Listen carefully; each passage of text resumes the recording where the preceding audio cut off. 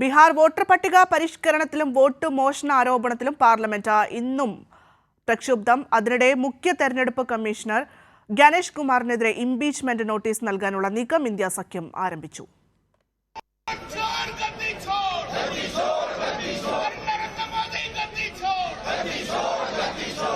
5 ദിവസത്തെ ഇടവേളയ്ക്ക് ശേഷവും പാർലമെന്റ് SAR വിഷയത്തിൽ പതിവ് പോലെ പ്രക്ഷുബ്ധമായി.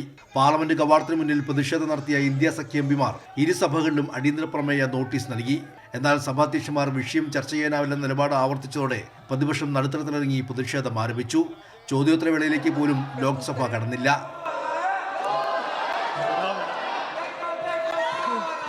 രാജ്യസഭയും പൂർണ്ണമായും ബഹളത്തിൽ മുങ്ങി.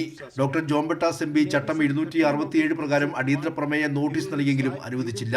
തുടർന്ന് രാജ്യസഭയും തടസ്സപ്പെട്ടു.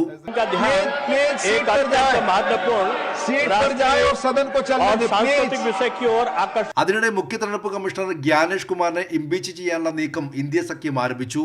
രാവിലെ ചേർന്ന പ്രതിപക്ഷ കക്ഷിയോഗത്തിലാണ് തീരുമാനം. പ്രതിപക്ഷം പാർലമെന്റിൽ ഇംപീച്ച്മെന്റ് നോട്ടീസ് നൽകും. BJPയുടെ നാവായി തെരഞ്ഞെടുപ്പ് കമ്മീഷണർ മാറിയെന്നാരോപിച്ചാണ് പ്രതിപക്ഷ നീക്കം. കൈരളി ന്യൂസ്, ദില്ലി.